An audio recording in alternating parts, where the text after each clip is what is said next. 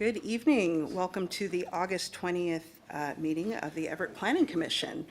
Ayana, when you're ready, would you call the roll? Chair Chowders. Here. Commissioner Yanasak. Here. Commissioner Finch. Here. Commissioner Ballard. Here. Commissioner Sullivan. Here. Commissioner Shelby. Here. Commissioner Lark. Here. Thank you. Thank you. I'll now read the land acknowledgement.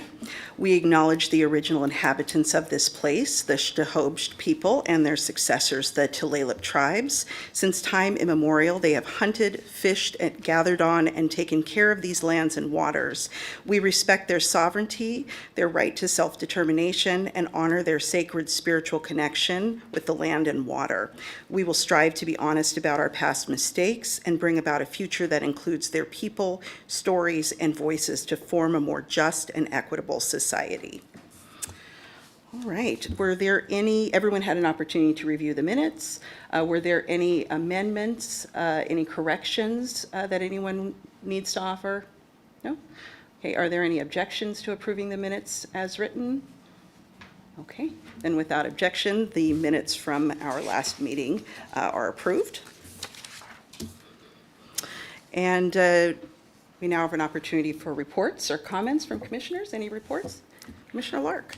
Thank you so much. Always excited to be here, but I want to talk a little bit about Prop 1 that did not make it through the August primary. It's, in my mind, when I look at the challenge of balancing a city budget, making sure that we provide amenities for our citizenry, I think about density.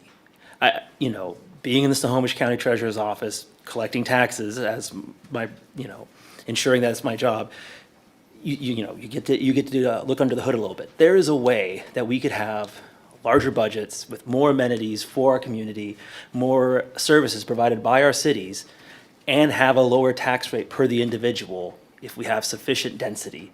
So I think when we think about how we can build a really strong, robust and prosperous future full of opportunity for our kids, for our community, it keeps going back to, resourcing the city and, adding density and more households to a community, in my eyes, is a really, really important tool to allow us to help our cities manage budgets, provide services, and, build a better tomorrow. So when I think about Prop 1, I think about, the challenges that came with it and, the concerns we had. We can overcome those challenges and those concerns with good land use, which is why I'm so excited to be here tonight, and talk about it. Thank you.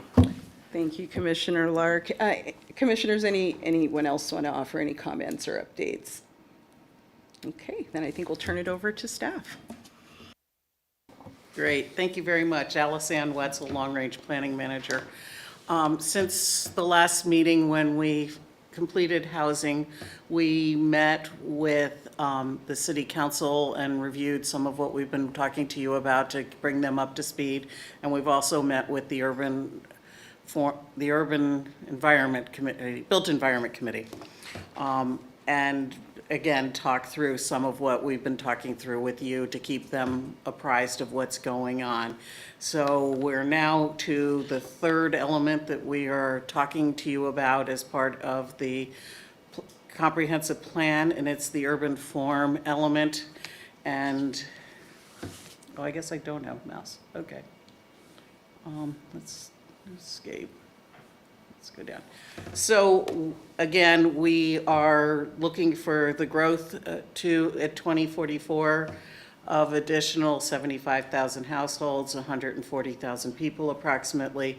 Our horizon is that we have to be consistent with state laws and with the multi-county planning policies, regional growth strategies, and countywide planning policies. We also, as you know, have done a public participation effort. We are still continuing to do a public participation effort as we go forward.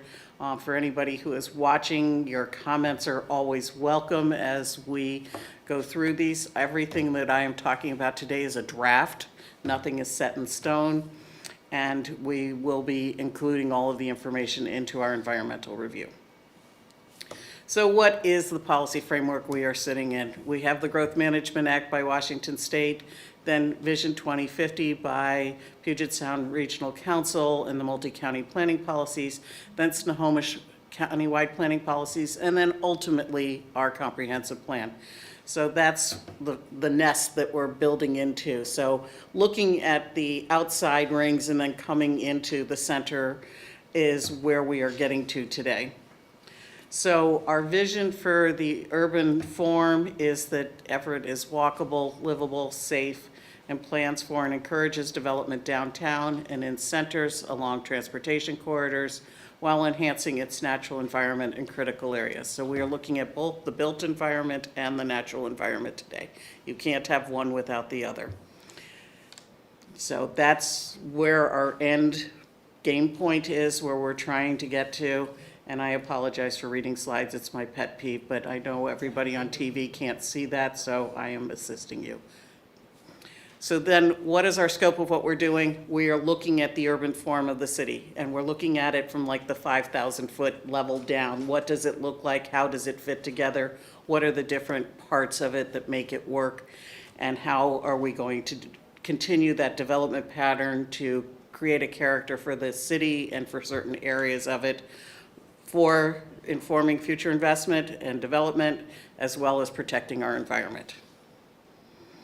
So what we have done, and you all have the 11 by 17 sheet with 3 columns on it. I, for the purposes of this presentation, just took the first 2 columns, which are the Growth Management Act and the Vision 2050 goals for what we are supposed to be doing. The second column is the existing comprehensive plan goals and what they are. So what I've done is I've highlighted in blue sort of the key factors. And it's like encourage development in urban areas where public facilities are and services exist. So for Everett, it's not, we are pretty much 100% built city. So where we are concentrating, we already have public services, we already have sewer and water, we're not really looking at greenfield areas. And that's one of the major goals of the state, is to use our urban areas to the best as possible without impacting our rural areas or our suburban areas. We are to protect and enhance the environment. We're supposed to give special consideration to conservation and protect our natural resources. We are to encourage growth in and around transit centers according to 2050. We're, again, care for the environment, consider the impacts of land use and transportation on the ecosystems, and make it a healthy, safe, compact, equitable, transit-oriented community while protecting the local character and culture. So those are all the things that we're supposed to do as we move forward. So, and the same follows into the second column as to what we had in the 2015 to 2035. So what does that mean for us now? We have put together 6 goals. You have them all. Again, we're designing for people, and this is a big one. We're not designing for cars. We're not designing for anybody else. We're designing for people, and we want to make sure that the environment fits the needs and aspirations of the people who live here, and so that all may prosper and live healthy and equitable, and we are resilient as change occurs.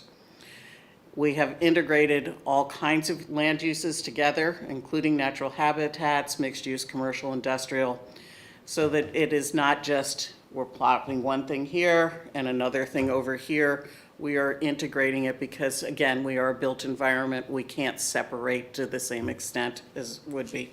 That doesn't mean that there isn't going to be separation of uses, but how are we going to separate them? Are we going to do it wisely? What are we going to do and integrate it?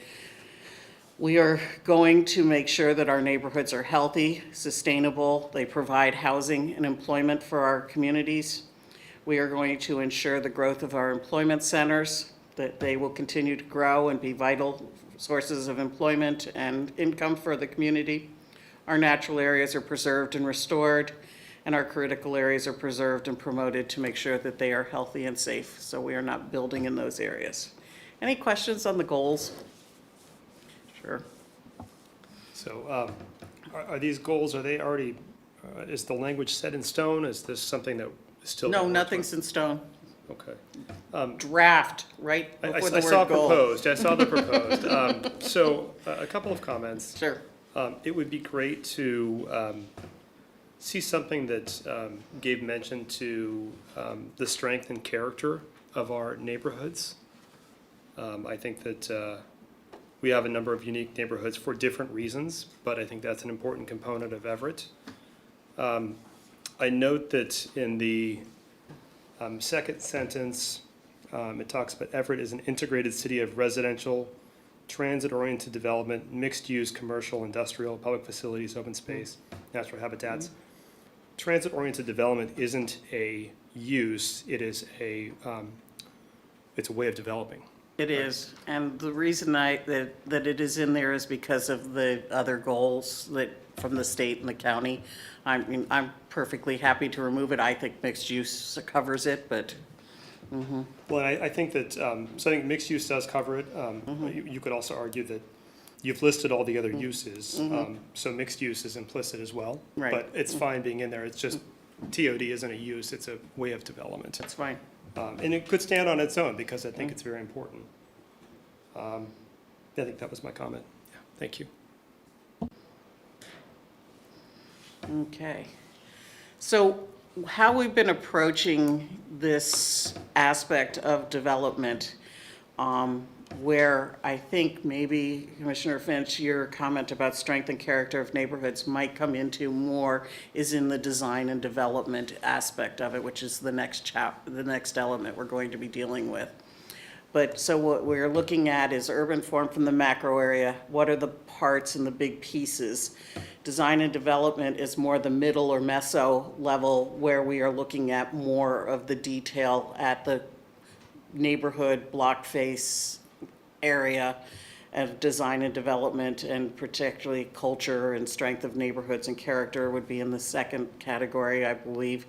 And then the third category is the micro or site, which is where our regulations and our zoning code would impact more as we are going through the process. So that's the way we're looking at this. So everything is not going to be in what is considered the standard land use category, but more it's being divided up into areas where people would actually start, we think would look at them more. I'm not saying that we can't put strength of neighborhood in there, but it's just, I think, where we were thinking about it going. So as we look at Everett from above, what are the sort of patterns of development that we're seeing? And there are three primary patterns of development. There's the urban grid in the northern and central spine of Everett. There's the hillside in the southwest, and there's the suburban big block. And those are the sort of three main patterns of development that we're looking at. And the policies start reflecting how do we deal with the different aspects of the development. So here is what we were looking at as our development pattern blob map, for lack of a better term. And so the top right is the urban grid, the hillside to the left, the southwest industrial, and then the suburban big block. And so what does that mean for moving forward? Well, the grid pattern is really standard, it's really efficient, it's really a strong character of the city. But the suburban big block area, we lose that grid. And it causes problems with traffic, it causes problems with connectivity of neighborhoods, it causes problems with access to different services. A route to a bus could be longer. So some of the policies in the list of policies are looking at how do we fix some of that and with the connectivity along those areas. And so that's what we're dealing with. The hillside, we have to look at what does that mean for protection of the natural resources and other aspects of the development as we move forward. Any questions? So one of the other things that is mentioned in Vision 2050 and in the Snohomish countywide policies, and to a certain extent in the existing comprehensive plan, is the idea of centers. And the centers creating clusters of development, and where should they be and what are they. Right now, there are two centers listed in the comprehensive plan. One is downtown, it's Metro Everett, and the other one is the Southwest Industrial Area. They have very different policies associated with them, but they are centers for different reasons. Southwest Economic, downtown, because it is the cultural, economic, and civic center of the region. So what we started looking at, because it says that in this 2050 and in the countywide policies that we should put development in centers. Right now, we have put it along corridors, but we have not necessarily put it in centers in the development system. So what we started doing was looking at where are future transit stations, what are the gathering places, where's employment, what residential density do we have in some of the areas of the city, what institutions, colleges, hospitals, whatever, and how are they connected. And we went through a series of sort of studies as to what does that mean. So like I said, we have Metro Everett is a designated growth center, regional growth center. The Vision 2050 system has very definite centers terminology, but with that comes responsibilities and different aspects of it. So what kind of centers do we want for Everett? And what are we going to call them? So it's mine, I'll wear it, community hubs and neighborhood nodes. Those were my nomenclatures. So if anybody wants to change them, I don't care, they're there. So the community hubs is a bigger area. It has more of the civic and institutional resources and more opportunity for potential development. A neighborhood node could be a small crossroad with a few businesses, but there's opportunity to add more residential and or commercial there. And how are we going to do it? How are we going to identify it? So those are what we're saying. They're both most likely served by transit, but varying levels of transit. So what we started looking at with our data system, and it's sort of hard to see at the scale, but with our Esri data system, we could pull together different gathering places. So we have libraries, community centers, religious organizations, grocery stores, eating places, civic and social, schools, parks, and where are they on all of those different things? And you can see, again, downtown, along Evergreen Way, and along Broadway, and also along Everett Mall Way, and around Silver Lake. So those are some of it, but we can also see that there's some hubs outside of those areas. So what does this mean? So what we did was, those dots all represent a space, but that's still kind of hard to tell. So we looked at, okay, numbers. Where are we seeing concentrations? And so this is just concentration of those things that are there. We then looked at it from, okay, how many people live near there? So these are the populations in and around a half mile from the BRT slots. Again, we've got a lot of opportunities along Evergreen Way, but the question is, how many centers are we actually going to be able to create along Evergreen Way? It's 11 miles, it's not that long, it's pretty hard to say, oh, you're all going to be a center, but you're all important, so we need to figure out what does it mean to do that and where are we going to put our emphasis. So ultimately, and these are all connected by corridors, and what are the different kinds of corridors. So I'm going to get to the centers in a minute, where we're going to be. But so we have our main corridors like Evergreen Way and Broadway. We have neighborhood ones like 41st Street or Mukilteo Way.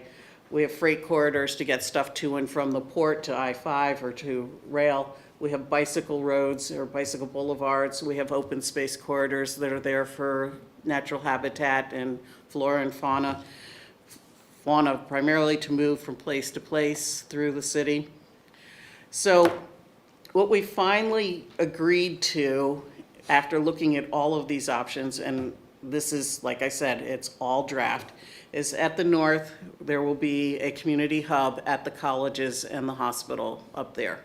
because of the major institutions, it's regional and everything. Downtown would stay the same. Neighborhood node around 41st Street, and then another community hub at Casino Road where the light rail station is going in, and another one out, down at the Triangle where the light rail station is going in. We only have one slice of that pizza down there, the rest is the county. They were already designating that as a center, yes. Was there any consideration given to something right around 100th, right across from Payne Field, where the provisional, because the 99 and the one down by Home Depot is a provisional station. The one next to the airport is a committed station. Right. As I understand from Sound Transit, but I don't see, at least That- on this map, anything. No, because More- of the nature of, it's not mixed use in that sense because it's all industrial. I mean, the stop will be there, but we're not looking at it becoming a density focal point more than the employment center that it is. Okay. So these are all for mixed use look. Yes, So the large circle is, I can't read the text, but I assume that's downtown? yes. I And the- believe you have a copy of that map in your packet. Oh, I do. Yes. I do, that's right. And so Page 7. the question I have is, I look at 50th Street or 52nd in that area. You know, the current land use patterns are such that, number one, the demand for those uses are changing rapidly. Yes. And these are larger parcels that are efficiently redeveloped. And so, given those two factors and given proximity to access to I-5 and the ease of serving that with transit, I might recommend exploring densifying that area a bit more. It's slated to be a neighborhood node. Yes. I I mean, see the 50th, yeah. I'm wondering, should it be a larger circle? there isn't any reason why it can't be or it can't grow that way. We're stating right now because of the potential for potentially watering down the opportunities at other locations that might not be the best. But I mean, there's a case for all of them. Sure, no, I appreciate that. I mean, I agree with what's happening, you know, up at North Everett, that node. Is that a neighborhood node as well? That's a community hub, Okay, so is that different than what we're proposing at 50th? yes. I see, okay. Could you go back to the slide that describes the difference between, there we go, yeah.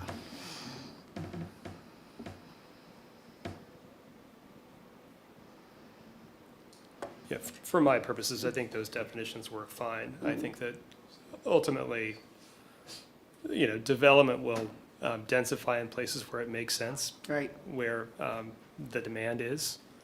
And so I think that from a definition standpoint, that works. Great, thank you. If we can go back to the map. So more points on the board, and once again, in agreement with Commissioner Finch. This is new era. I do like the identification of 50th Street in that area, and I do think that maybe looking at it as a larger one, maybe a community hub would be good. I understand the tension between, you know, dilution of like opportunity and spaces. I do think Everett Mall should be genuinely deeply reconsidered for much greater development, almost like a second downtown. We agree with you on that. The- Perfect. There we go. The issue with Everett Mall is the ownership. And the ownership of Everett Mall owns malls or apartment buildings. They don't own anything that is mixed. Understood. And so, and until they're ready to start changing their business practice, to change that at this point, I mean, it's not saying it can't become one, it's Yeah. just saying, right now, I mean, we're recognizing it's something, but not quite ready yet. fair enough, I guess. I mean, it's not SimCity. We don't just change a zone and then it automatically goes. Like, they still have discretion over it. So, Exactly. but if there is more ways to zone that whole area to incentivize, conduct shaping operations, to shift the dynamic and conversation there, so that, you know, all parties could be advantaged, through change, like, I definitely think we should look into that, because The land use pattern for that is mixed use. Yeah. I mean, and it will continue to be. So there isn't anything precluding them. yes. We're just saying if we are going to be putting resources towards areas, our concentration will probably be at least the 3 big circles north of the triangle. Which triangle, The the triangle at the very bottom. very bottom? Okay, and then, 75% of that is county at this point, Roger. so. And then I guess my follow-up question would be, for Silver Lake area, there's a park and ride located right there, you know. And what kind of height limits do we have there that could encourage it and discuss maybe making it a larger than just a neighborhood node, but a community node? Like, do we need to, What were the heights for Silver Lake? 7 to 15? In the alternatives? Yeah. I mean, along the corridor. 7 to 15? Yeah. The park and ride is at the very north end of the city limits, right? Just right at the interchange? I mean, it's on 112. yeah, 112? No, not the one, Freeway, the, there's yeah, the one that's a park and tucked ride. in that freeway, yeah. I mean, that is a transit node that is accessible by pedestrian movement, and like, if we put more housing there, higher than 7 stories, higher than 15, let them grow within that area, that's a really like, it is a space that is walkable too. And we could encourage transit utilization there. I mean, we don't have to reinvent the wheel.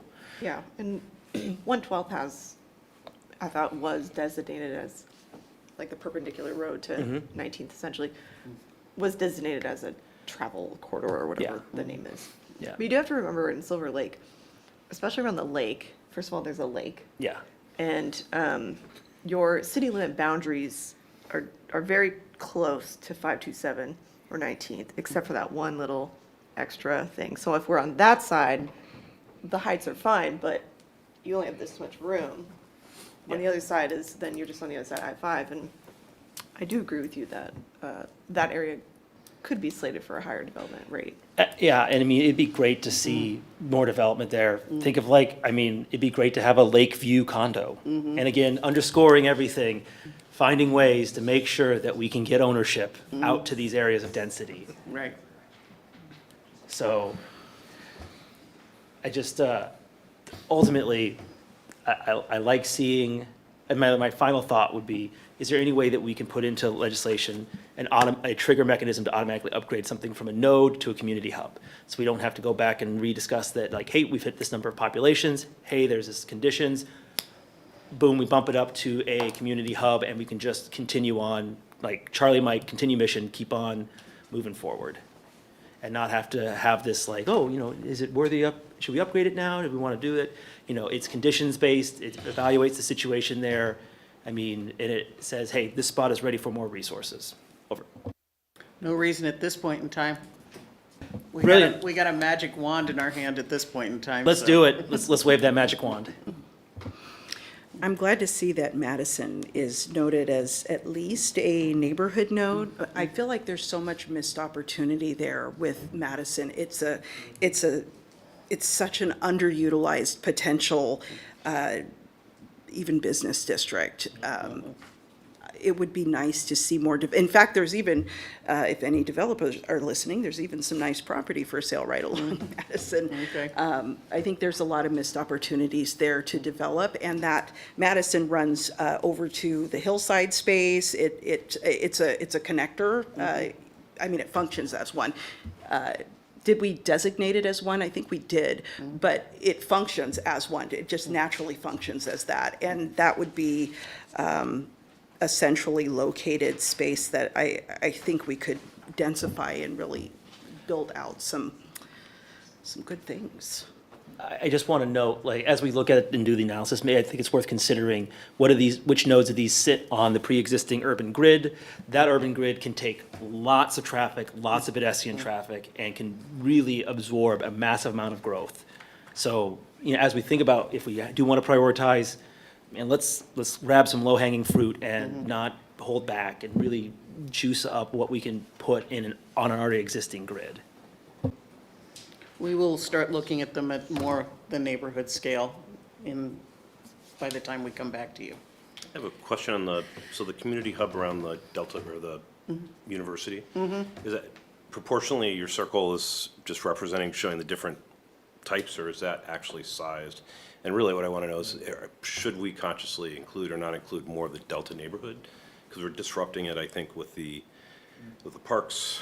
And so, I mean, in one aspect, I'm thinking it causes greater disruption. On the other, it provides ownership with more options and more assets to them from the city.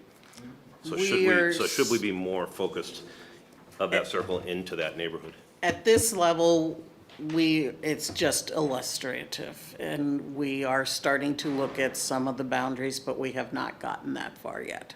So, When you do, will you keep that in mind? yeah, we will keep it in mind. So is I it, also think that's a great idea. Sorry, just wanted to. is it correct, because I want to make sure I'm interpreting the circles correctly, and someone could have done us a solid and made them different colors. That would have been helpful. Okay, I'll fix the colors for the next map. So the Metro Everett Circle is the only one on the map at this time that's identified as regional, correct? Right. And then there are 3 community hubs, and all the rest are neighborhood nodes. Is that accurate? Yes, Okay, at this point in time. okay. And those, I think, are quarter-mile circles, if I'm correct. So that's where, the community hubs and then the neighborhoods are 1/8 of a mile right now, is what we sort of grasped at. So what are the policies that we're looking at? And you have all the policies, but I decided that we can start discussing them in specifics, but what are the policies that we have put into it? So in the development, we're still consisting with the compact urban form, energy efficient, sustainable development, connecting to existing fabric, strength of neighborhoods. We're looking at block lengths. This is probably the first time that this has been put in, that you need to connect to existing development if you are developing along Evergreen Way, and your block lengths, no dead ends, just an apartment complex. We're looking at 300 to 600 feet length of blocks, so we are creating grids where there haven't been grids before. We're obviously creating the centers and the neighborhood nodes, and then making sure that those areas connect to the areas around them. And so that's what we're trying to do, as well as preserving the natural areas and habitats. So, starting on, well, I guess it's a brand new 1 in your packet. You have the policies and the goals. And I'm more than happy to answer questions or go through or whatever. I detest reading slides, so I did not put them into a slide. So I figured we all learned how to read about age 5. So actually, I was younger, but that's okay. Commissioners, questions on this? I kind of feel like I need to maybe marinate a little bit That's on fine. this. I had questions on the block length, actually. So is this something that we're prescribing for the first time in policy? Yes. And is it going to be similarly sized to other cities? I'm just curious. It's similarly sized to this city. Just to the city, we're just, It's similarly sized to most walking cities. I Okay. mean, anywhere between 300 and 600 feet is pretty much a standard block length. I mean, New York City, I think, is 1,000 feet because it's 500 feet because it's 10 blocks to a mile. A quick question regarding the connect development to existing fabric. Do we have any sort of guidance or clarification for those connections? Does it have to be a road? Can it be pedestrian? Can it be pedestrian/bike? Can it be a linear park? Do we Yes. have to all the above? Yes. All right, fantastic options. Love it.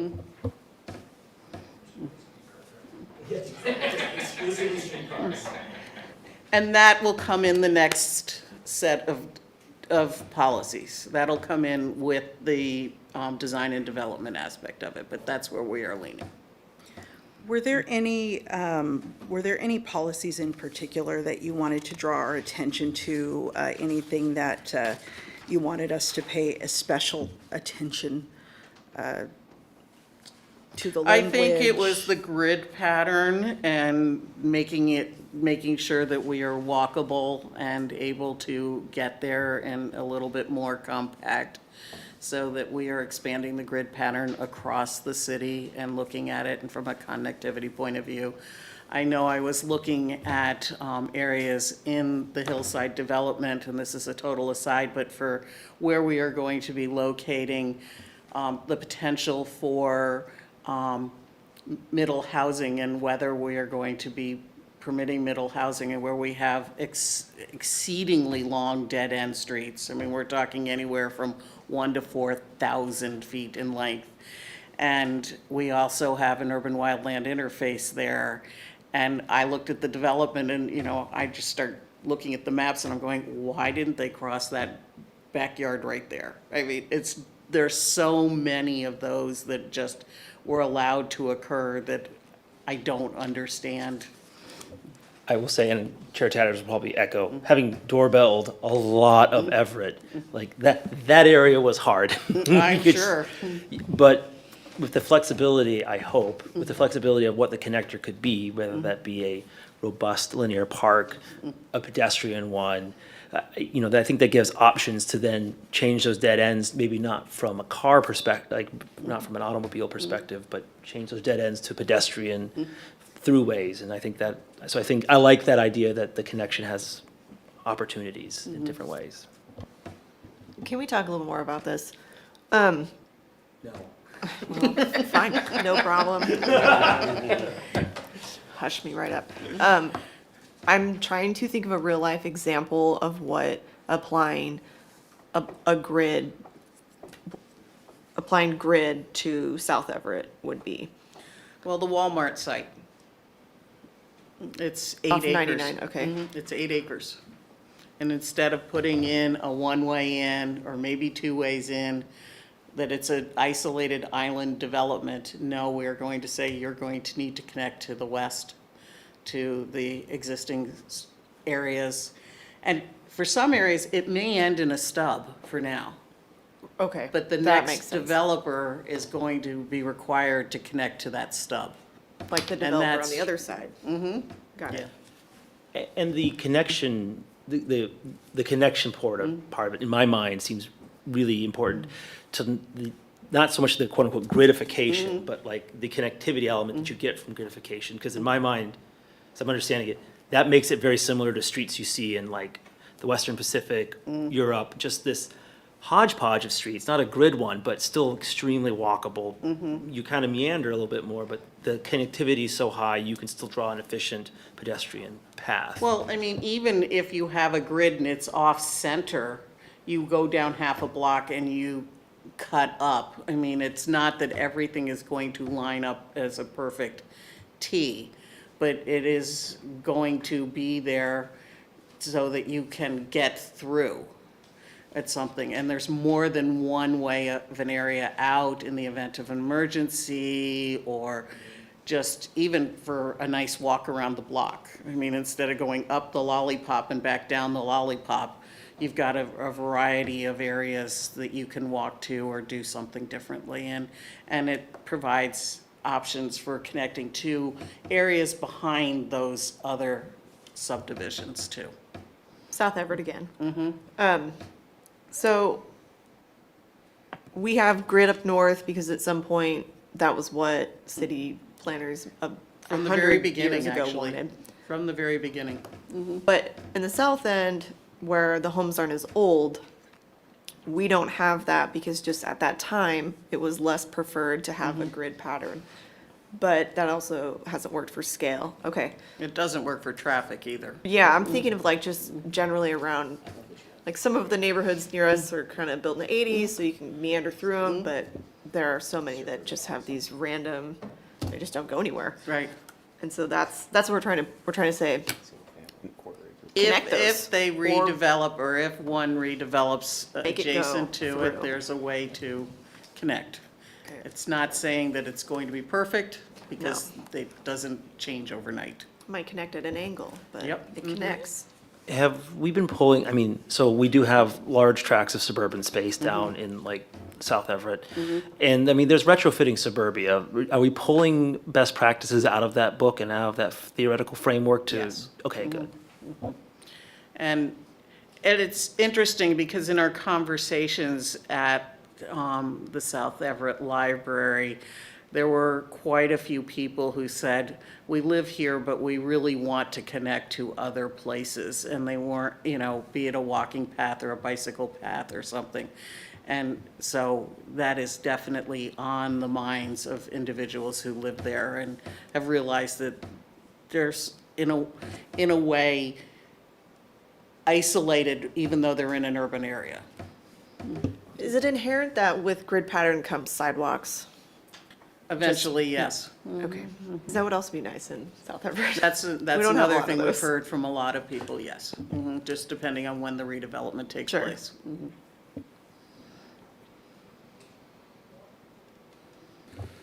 Commissioners? Well, I just, I think as we look at a lot of these solutions, we're looking at it through the lens of, say, large-scale developer, like, hey, I'm buying these parcels up, assembling it, building a giant apartment building, and then, because of those requirements, I have that connectivity requirement, I can do that.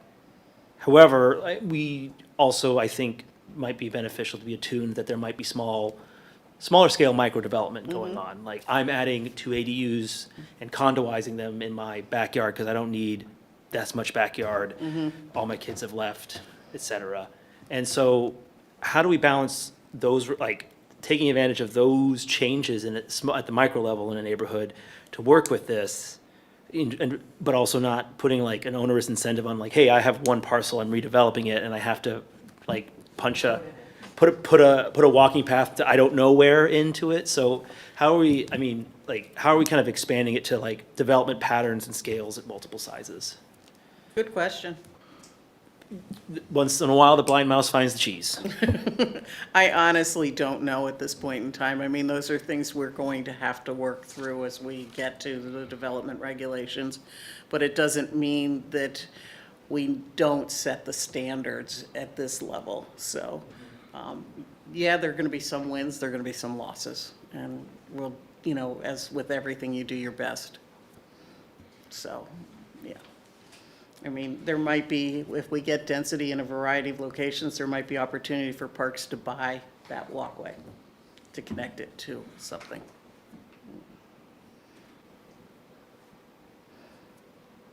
So, Roger that. Thank you much. Yeah, just adding on, my concern would be with the connectivity that you're going to potentially limit the incremental growth. It'll foster more large apartment buildings, but it's going to block small developers and small homeowners trying to do that. Especially the way I'm reading it and taking it, that the priority on that will probably read into the code section as car priority with secondary pedestrian access. So you're kind of well, I saying hope like, not. But you're kind of saying like emphasize. you guys, it's your pen too. I'm just holder, so. It's just a concern. I've I seen from other understand. comp plan updates and doing this on my third time. Right. That's where that's what that turns out to be. Okay. I will say then, because I'm also a pen holder, let's say that we do want to, I do want, for the record, let us prioritize pedestrians. I mean, we've oversaturated in cars, the diminishing return factor is there for Well, our monoculture. first goal is Everett is for people. I mean, so we are developing it for people. We're not developing it for cars. So hopefully, if we keep our brains focused, that's where we will continue to go. True, but I don't mind reiterating it at every step of the way. Absolutely. I So that we 100% don't. agree. Yeah. Should we use the word people in our policy then, if that's the priority? Okay, Absolutely, great idea. yeah. So with regard to people, we have kind of an underdeveloped asset that we don't really talk about, which is the interurban trail. And there are a lot of places where, well, the problem is there aren't a lot of places to get on the trail. The trail abruptly ends, and so we have like this weird bike path thing that's been snaked through other parts of the city, and is there an opportunity to build out an actual trail that can be followed through the neighborhoods, that can be that connectivity for people walking or on bikes? Because it's not reflected on the map. I mean, we all kind of No, know it's where not, it is, but. that map is not reflective in that regard Mm-hmm. at all. We were putting it together primarily for the centers and added the grid that was there of the major connectors. Mm-hmm. But you will have a chance to do connectors and designating connectors and avenues as we get to the actual map, with transportation and trails with parks as we get there too. Okay, good. When I lived in Seoul, my favorite park was a formerly abandoned railway. It was a linear park that ran from Yongsan to Hongdae, and along it you had tens of thousands of people walking. You had restaurants on the side. You had cherry trees lining it. It was an absolutely spectacular stroll. I mean, if we're talking about connectors, if we're talking about how we want to make sure that the city is integrated, I think Chair Chatter's point about the interurban trail and the bike path is, we have to put that as a priority. And adding density around all parts of it, I think, is a good way of peopling it and making it a safer space too. So, I agree. I live on the Burke-Gilman. Then you understand the value Yes. of something like that. Absolutely. Yeah. Commissioners, additional questions or commentary at this time on this issue? We'll of course be able to revisit this Oh, and continue the absolutely. In discussion. a few weeks, we'll be back to, with the guidelines, and so there might be some changes in the environmental policies, just tightening them up a little bit. So that's So, where. can I just, I Please, mean, please. it's on the same Absolutely. question, just to make sure I understand the takeaway there on when we're supposed to talk about the trail. And, I mean, I've spent like 3 years now, I've commuted in the summer times on a bike 2 to 3 times a week from North Everett to the Alderwood Mall. Okay. On that trail. So there's a lot of property there that appears that it could face, right, front. And there's a lot of parts that are frustrating to ride on because you're up, out, and you're mixing with traffic. But where in this comp plan would we, I'm just trying to figure out where would that conversation have our level of detail? Because we're kind of skimming this, right? But we kind of never get to that. It kind of gets pushed off. We're going to talk about it in the next section. Well, trails are definitely in the park section of it, and trails are in the transportation network. So they're both being discussed. So you will see them in both places. To the detail level as to what happens on the interurban is, I mean, this is a comprehensive plan, it's not a detailed plan. So again, I mean, we can set policies that say we should encourage or develop opportunities for commercial and/or residential along our trails and expanding the trail network. So, Okay, Commissioner Ballard, you and I are going to hold him to that. it's fine. Okay, I think Commissioners, I'm sorry, was there any further? Okay, I think we have an opportunity for public comment. Do we have anyone online who wishes to speak? No comments. Okay, and we have no one here in the gallery. And I'm sorry, Alice, that was everything, correct? Yes. Okay. With that, we have completed our agenda and we are adjourned.